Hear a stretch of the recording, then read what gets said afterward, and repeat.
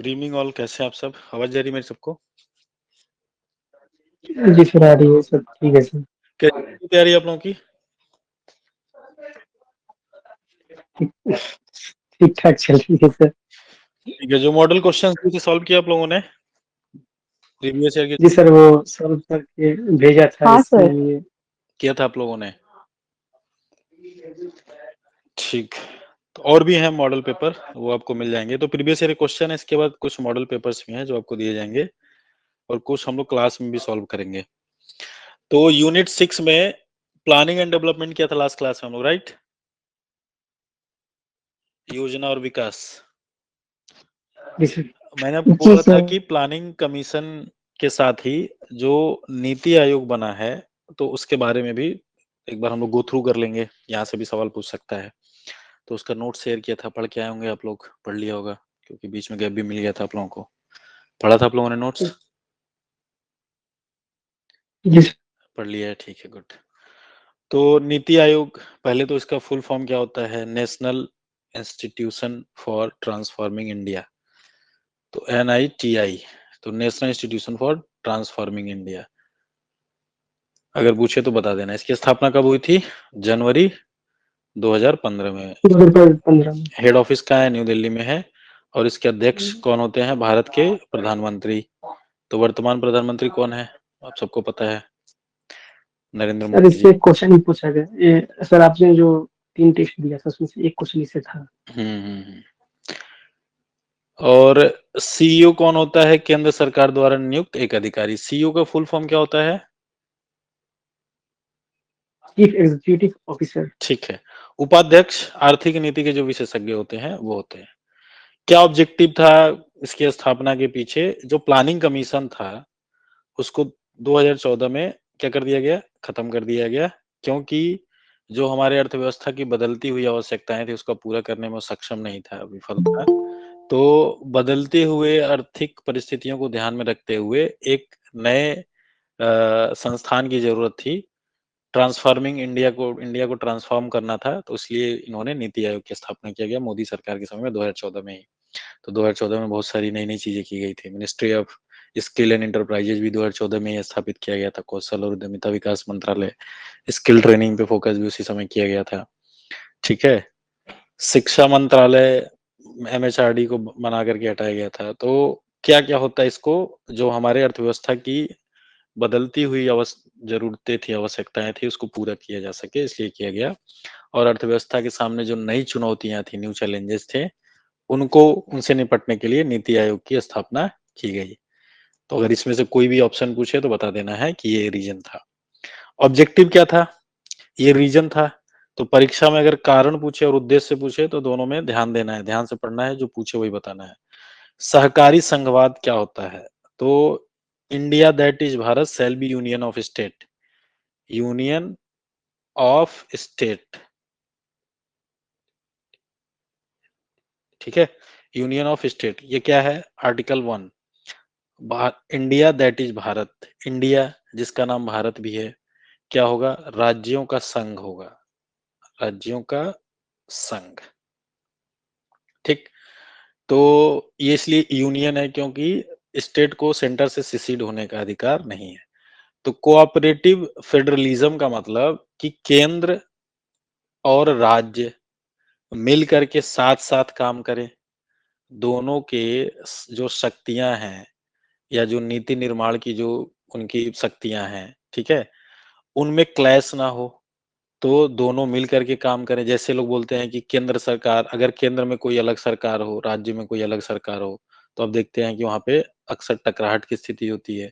वहां की विकास परियोजनाएं ठप्प पड़ जाती हैं, क्योंकि बीजेपी केंद्र में है और कहीं स्टेट में बीजेपी हार गई है, वहां कांग्रेस की सरकार है।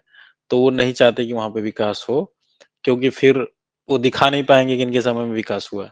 क्योंकि हर सरकार चाहती है दिखाए कि हमारे समय में ज्यादा डेवलपमेंट हुआ, हमने ज्यादा काम करवाया है। ठीक है। तो इससे क्या होता है? राज्य का विकास प्रभावित होता है। और योजना आयोग या नीति आयोग का जो बेसिक पर्पस था वो ये था कि इस तरह के दीर्घकालिक योजनाएं बनाना जिससे सामाजिक और राज्य का विकास हो पाए। ठीक है। तो इसके लिए दोनों मिलकर के साथ में काम करें, केंद्र और राज्य सरकार दोनों की शक्तियों के बीच में कोई टकराहट ना हो, दोनों नीति निर्माण जो हो वो ठीक तरीके से करें। तो अगर कहे कि सहकारी संघवाद को बढ़ावा देता है नीति आयोग, तो बोलिए कि ठीक बात है। ठीक है? राज्यों को आर्थिक रूप से निर्णय लेने की स्वतंत्रता, अगर दोनों की शक्तियों बँटवारा होंगे, तो इससे क्या फ़ायदा होगा? अगर राज्य कोई निर्णय ले रहा है, तो उसके निर्णय लेने में स्वतंत्रता होगी, केंद्र बार-बार उसमें हस्तक्षेप नहीं करेगा। तो इससे राज्य अपने राज्य की आवश्यकताओं के अनुसार जिस तरह की नीति बनाई जानी है, जिस तरह की योजना को लागू किया जाना है और जिस रूप में योजना को लागू किया जाना है, वो सारे निर्णय ठीक तरीके से ले पाएगा।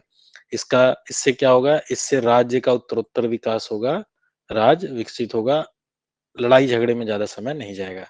नीति और कार्यक्रमों के लिए एक प्रभावी रोड मैप तैयार करना, ठीक है? रोड मैप का मतलब ब्लूप्रिंट तैयार करना कि जो आपकी पॉलिसीज़ हैं और जो आपके प्रोग्राम्स हैं, वो कैसे आप इम्प्लीमेंट करने वाले हैं। तो जिस राज्य की जैसी आर्थिक स्थिति होगी, जैसी उसकी भौगोलिक स्थिति होगी, जिस तरह की सामाजिक स्थिति होगी, उसी के हिसाब से नीति और योजना बनना चाहिए, उसी के हिसाब से कार्यक्रम बनना चाहिए। क्योंकि अगर बिहार का कोई स्कूल है और नागालैंड में कोई स्कूल है, ठीक है? तो दोनों स्कूलों के लिए या दोनों स्कूल के बच्चों के लिए एक ही योजना केंद्र सरकार की लागू नहीं की जा सकती, क्योंकि दोनों ही जगहों की सामाजिक परिस्थितियाँ अलग हैं, दोनों की भौगोलिक आवश्यकताएँ अलग हैं, ठीक है? तो वहाँ पे राज्य फैसला करे कि उसके उस जगह पे किस तरह की नीतियाँ और योजनाएँ होनी चाहिए। जो विकेंद्रीकरण डिसेंट्रलाइज़ेशन की पॉलिसी आई थी, वो इसीलिए आई थी। विकेंद्रीकृत करना है। जैसे विकेंद्रीकरण का मतलब कि केंद्र से शक्तियाँ लेकर के राज्य को देना और राज्य से शक्तियाँ लेकर के स्थानीय स्वशासनों को देना, जिसमें आपकी ग्राम पंचायत, नगर पंचायत ये सारी चीज़ें आती हैं। अब एक गाँव की क्या ज़रूरत है, गाँव में कहाँ तालाब बनाया जाना चाहिए, कहाँ पे सामुदायिक भवन बनाना चाहिए, ये गाँव के लोग बेहतर तरीके से जानते हैं। गाँव के लोग बेहतर तरीके से जानते हैं कि गाँव के संसाधनों को कैसे यूटिलाइज़ किया जाए, क्योंकि उनके बाप-दादा उसी गाँव में पैदा हुए हैं, वो बचपन से उसी गाँव में रह रहे हैं। अब कोई व्यक्ति जो अदर जगह से आया है या कोई दिल्ली में बैठा हुआ है, वो गाँव की ज़रूरत को जानता ही नहीं है। तो अगर वहाँ के लिए योजना बनाएगा तो उसके सफल होने की संभावना बहुत कम है। ठीक है? इसलिए जो नीति निर्माण या जो शक्तियाँ थी उनको विकेंद्रीकृत किया जा रहा है। ठीक है? विकेंद्रीकृत करने का मतलब कि गाँव वालों को फंड दे दिया जाए, गाँव वाले खुद फैसला लें कि वो फंड कहाँ लगाना है उनको, उनकी ज़रूरतें क्या-क्या चीज़ें हैं, उसमें कोई हस्तक्षेप ना करे। ये है स्थानीय स्वशासन, ये है विकेंद्रीकरण, ठीक है? इनोवेशन को बढ़ावा देना, एंटरप्रेन्योरशिप को बढ़ावा देना, रिस्क फैक्टर लेना, ठीक है? आप सोचेंगे कि गाँव के लोग इतने समझदार नहीं होते हैं, उनको कैसे दे दें? तो कोई भी व्यक्ति समझदार नहीं होता है। जैसे-जैसे वो निर्णय लेना सीखता है, वैसे-वैसे गलत-सही में फ़र्क कर पाता है, फिर धीरे-धीरे क्या होता है वो मैच्योर हो जाता है। तो कैसे होता है मैच्योर? जब वो रिस्क लेगा, ठीक है? अब आदमी डरेगा तो फिर रिस्क ले ही नहीं पाएगा, फिर इसका विकास भी नहीं होगा। तो इनोवेशन करने में, नई चीज़ें करने में हम डरते हैं, क्योंकि जब आप नया काम करेंगे तो उसमें गलतियाँ होने की संभावना भी रहती है। तो रिस्क लेना है, एंटरप्रेन्योरशिप को बढ़ावा देना है, इसका ये ऑब्जेक्टिव था। और लॉन्ग टर्म योजना आयोग भी यही करता था, लॉन्ग टर्म पॉलिसी बनाता था, दीर्घकालिक बनता था और सतत विकास लक्ष्यों को अपनाना। तो एनवायरनमेंट जब आप लोग पढ़ेंगे, तो संपोषणीय विकास के लिए सस्टेनेबल डेवलपमेंट में एसडीजी गोल्स होते हैं जो कि 17 है, 17 एसडीजी गोल हैं, सस्टेनेबल डेवलपमेंट गोल्स, ठीक है? तो संपोषणीय विकास का मतलब क्या होता है? संपोषणीय विकास या सस्टेनेबल डेवलपमेंट, 2 चीज़ें, 2 कीवर्ड याद रखना है। ऐसा विकास करना है जिसमें प्राकृतिक संसाधनों का क्षरण कम हो। तो जो आपका नेचुरल रिसोर्सेज हैं या पर्यावरण जो है, उसका डिग्रेडेशन कम हो, ठीक है? पर्यावरण का डिग्रेडेशन कम हो और दूसरा कीवर्ड होता है इसमें, जो आने वाली पीढ़ी को ध्यान में रख कर के विकास किया जाए। तो आने वाली पीढ़ी को ध्यान में रख कर किया गया विकास, ठीक है? रख कर के विकास करना। तो सस्टेनेबल डेवलपमेंट का कॉन्सेप्ट इसलिए आया था कि हम विकास कर रहे हैं, लेकिन विकास किस शर्त पे कर रहे हैं? ऐसा विकास करने का क्या फ़ायदा है जिसमें पूरा वातावरण ही प्रदूषित हो जाए, नदियाँ प्रदूषित हो जाएँ, हम साँस ना ले पाएँ, हमारे सारे खाद्य पदार्थ प्रदूषित हो जाएँ, जहरीले हो जाएँ। तो जब हम बचेंगे ही नहीं, जब हम हवा, पानी और भोजन ठीक तरीके से नहीं ले पाएँगे, जब हम बचेंगे ही नहीं, तो हम विकास किसके लिए कर रहे हैं? जब कोई ज़िंदा ही नहीं बचेगा तो विकास किसके लिए कर रहे हैं? तो प्राकृतिक संसाधनों का क्षरण कम से कम करना है, ठीक? दूसरा, ऐसा अगर आप कहीं के प्राकृतिक संसाधनों को यूज़ करते भी हैं, तो ये ध्यान में रख के करना है कि आने वाली पीढ़ी को इसका असर ना पड़े, क्योंकि जो पर्यावरण से रिलेटेड जो हम चीज़ें करते हैं, वो दीर्घकालीन प्रभाव उसका दिखाई देता है, ठीक है? अगर आप अभी से CO2 को ज़्यादा रिलीज़ करेंगे या प्रदूषण फैलाएँगे, तो उसका असर अभी तुरंत नहीं दिखाई देगा, 10 साल बाद दिखाई देगा, 15 साल बाद दिखाई देगा और कुछ ऐसे होते हैं जिसमें 20 साल बाद, 25 साल बाद आता है, ठीक है? तो आने वाली पीढ़ी को ध्यान में रख कर के करना है, इसलिए कुछ लक्ष्य निर्धारित किए गए, ठीक है? जो कि 17 लक्ष्य है और जिनका क्या है 2030 तक उन लक्ष्यों को पूरा करना है, जिसमें शिक्षा भी एक है, पीने योग्य जल भी है, इसी तरह के 17 टारगेट बनाए गए हैं, जो पेपर 1 में डिटेल में बताया जाता है, आपको सवाल भी पूछता है। तो नीति आयोग का काम ये है कि ये सारी चीज़ जो सस्टेनेबल डेवलपमेंट्स के गोल हैं, उनको भी अपनाया जाए, उनको भी उनका भी जो हमारी योजनाएँ बनती हैं, उनमें उनको शामिल किया जाए, जिससे पर्यावरण का भी ठीक तरीके से विकास हो। क्योंकि प्लानिंग एंड डेवलपमेंट और डेवलपमेंट की जब बात होगी, तो एनवायरनमेंट की बात होगी, ठीक है? तो आप देखेंगे कि एक यूनिट है आपके पेपर 1 में जिसमें है पीपल डेवलपमेंट एंड एनवायरनमेंट। तो डेवलपमेंट ऐसा होना चाहिए जो एनवायरनमेंट को ध्यान में रख कर के किया जाए, ठीक? नीति आयोग और योजना आयोग में क्या-क्या अंतर थे? तो ये आपको क्लैरिटी होनी चाहिए, इसलिए टेबल बना के दिया गया है। जैसे योजना आयोग की स्थापना की गई थी 1950 में और नीति आयोग 2015 में। ये क्या है? एक सुझाव देने वाली निकाय है। नीति आयोग क्या करेगा? सुझाव देगा और इसमें सारे संबंधित विषयों के विशेषज्ञ होते हैं, जो सुझाव देते हैं, ठीक है? अल्टीमेट निर्णय कौन लेगा? राज्य लेगा। और ये क्या करता था योजना आयोग? फंड आवंटित करने वाला निकाय था, जो फंडिंग को देता था। जो सुझाव दे रहा है वो क्या होगा? फ्लेक्सिबल होगा, सुझाव मान भी सकते हैं, आप नहीं मान सकते हैं। लेकिन जो फंड दे रहा है वो कठोर हो जाएगा कि ये काम नहीं करोगे तो फंड नहीं दूँगा, ठीक है? तो योजना आयोग एक रिजिड था। ये नीति आयोग फ्लेक्सिबिलिटी ज़्यादा है, सुझाव देता है कि देखिए आपके राज्य की ये दशाएँ हैं तो आपको इस तरह की नीतियाँ बनानी चाहिए। राज्यों की भागीदारी क्या होगी? अधिक होगी।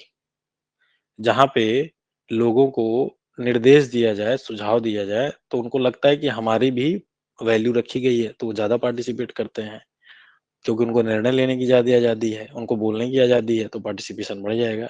और जहाँ पे चीज़ें कठोर होंगी मतलब थोपी जा रही हैं, जब आपके ऊपर कोई चीज़ थोपी जाती है, तो आपका पार्टिसिपेशन उसमें कम हो जाता है। केंद्र सरकार पे निर्भरता क्या होगी? कम करना है, विकेंद्रीकरण करना है, राज्य ज़्यादा निर्णय ले और इसमें क्या होगा? अधिक होगा। क्यों? क्योंकि फंडिंग वही दे रहे हैं। प्रधानमंत्री ही अध्यक्ष है, ठीक है? तो जो नहीं बात मानेगा उसको फंड देंगे कि नहीं देंगे? नहीं देंगे फंड, ठीक है? वित्तीय शक्तियाँ नहीं, इसमें वित्तीय शक्तियाँ थी, ठीक है? तो ये कुछ अंतर है। नीति आयोग राज्य सरकारों को सुझावों को प्राथमिकता देता है और आर्थिक सुझावों पर केंद्रित करता है। क्या-क्या इसका स्ट्रक्चर होता है? जैसे अध्यक्ष हो गए प्रधानमंत्री, तो गवर्निंग काउंसिल में सभी राज्यों और जो यूनियन टेरिटरीज़ हैं, केंद्र शासित प्रदेश हैं, वहाँ के मुख्यमंत्री। तो सभी राज्यों के मुख्यमंत्री अगर बोले कि होते हैं, तो स्टेटमेंट करेक्ट होगा। इसके गवर्निंग काउंसिल में होते हैं। उपाध्यक्ष कौन होता है? ये एक विशेषज्ञ होते हैं जो केंद्र सरकार द्वारा किए जाते हैं। सीईओ कैबिनेट सचिव के समान दर्जा प्राप्त अधिकारी जो होता है उसको सीईओ दिया जाता है और विशेष आमंत्रित सदस्य जैसा कि मैंने बताया कि विशेषज्ञों और टेक्निकल एडवाइजर होते हैं उनको इसमें शामिल किया गया है सो दैट कि वो योजना से रिलेटेड जितने भी विशेषज्ञ चीजें हैं वो सारी चीजें गाइडलाइंस वो दे सके उनको और इसमें कुछ स्थायी सदस्य भी होते हैं जो विभिन्न क्षेत्रों के जैसे कृषि हो गया, उद्योग हो गया, तकनीकी हो गया, तो उनके विशेषज्ञों को भी रखा गया है। तो एक तरह से पूरे एक्सपर्ट की टीम है, ठीक है? तो जैसे नीति आयोग क्या योजना आयोग क्या होता था? पंचवर्षीय होता था। नीति आयोग ऐसा कोई निश्चित पंचवर्षीय योजना नहीं है, बल्कि एक दीर्घकालिक विकास की रूपरेखा तैयार करता है। तो ये भी एक अंतर है। कौन-कौन सी योजनाएँ शुरू की गई? तो अटल इनोवेशन मिशन जिसमें स्टार्टअप को बढ़ावा देना है, सस्टेनेबल डेवलपमेंट गोल्स इंडेक्स बनाया गया, ठीक है? तो ये पूछ लेगा कि sustainable development goals India index किसके द्वारा शुरू किया गया? तो नीति आयोग के द्वारा शुरू किया गया, जिसका उद्देश्य क्या है कि जो सस्टेनेबल डेवलपमेंट गोल्स बने हैं, उनके आधार पे राज्यों की प्रगति को मापा जा सके कि वो उन उन गोल्स का कितना पूरा कर रहे हैं, उन गोल्स का इम्प्लीमेंटेशन कितना कर रहे हैं। जो इंस्पिरेशनल डिस्ट्रिक्ट प्रोग्राम लेकर के आया गया था, तो पिछड़े जिलों को आइडेंटिफाई किया सरकार ने कि पूरे भारत में जैसे अगर कोई सरकार शेड्यूल्ड कास्ट वेलफेयर के लिए काम कर रही है, ठीक है? तो वो क्या करती थी, जैसे मिनिस्ट्री ऑफ सोशल जस्टिस में जहाँ मैं काम करता था, तो वहाँ पे एससी के लिए भी करते हैं, दिव्यांगजनों के लिए भी करते हैं, ओबीसी के लिए भी करते हैं, सफाई कर्मचारियों के लिए भी करते हैं। तो इन्होंने क्या किया था, सारे के एस्पिरेशनल डिस्ट्रिक्ट्स बना रखे थे। जैसे एससी के प्रमुख जिले भारत में ऐसे कौन से हैं जहाँ पे शेड्यूल कास्ट बहुतायत मात्रा में पाए जाते हैं, और उन जिलों में से ऐसे जिले कौन से हैं जहाँ पे वो ज्यादा रूप से पिछड़े हुए हैं, ठीक? तो आपको क्या करना है, इसको बोलते थे आकांक्षी जिले, एस्पिरेशनल डिस्ट्रिक्ट। तो वो क्या करते थे, उन योजनाओं का इम्प्लीमेंटेशन सबसे पहले एस्पिरेशनल डिस्ट्रिक्ट्स में करते थे, क्योंकि वो ज्यादा पिछड़ा हुआ है, उसको पहले आगे लेकर के आना है। तो ये कॉन्सेप्ट कहाँ से आया? नीति आयोग से आया, एस्पिरेशनल डिस्ट्रिक्ट्स का। और इसमें पिछड़े जिलों के विकास पे ध्यान केंद्रित किया गया, इससे वो ज्यादा फोकस हो पाते थे। अब इन्होंने क्या किया, 10-15 जिलों को आइडेंटिफाई कर लिया पूरे भारत से, जहाँ पे अगर ऐसे ओबीसी के कर रहे हैं तो ओबीसी के कर लेंगे, ऐसे ही सफाई कर्मचारी के तो वहां भी कर लेंगे, ठीक है? तो वहां से आइडेंटिफाई करके उस उनके विकास पे काम कर पाना ज्यादा आसान है, फोकस वे में काम कर पाएंगे। नेशनल हेल्थ इंडेक्स बनाया इन्होंने, जिसमें स्वास्थ्य जो सेवाएं हैं उसको लेकर के क्या क्या सुधार किए गए, क्या क्या सुधार की जरूरत है, तो ये भी नीति आयोग की पहल है। इंडिया इनोवेशन इंडेक्स, राज्यों में जो नवाचार क्षमताओं का आकलन किया जाए, वो भी नीति आयोग का ही है। गवर्निंग काउंसिलिंग की बैठकें होती हैं, जिसमें सभी राज्य के मुख्यमंत्री पार्टिसिपेट करते हैं और आर्थिक मुद्दों पर चर्चा किया जाता है। ये यूपीएससी में भी सवाल पूछा हुआ है, ठीक है? तो NITI Aayog digital India, startup India और मेक इंडिया जैसे पहल को भी समर्थन देता है। तो डिजिटल इंडिया, स्टार्टअप इंडिया और मेक इन इंडिया, क्योंकि ये सारे ही लॉन्ग टर्म प्रोजेक्ट्स हैं, ठीक है?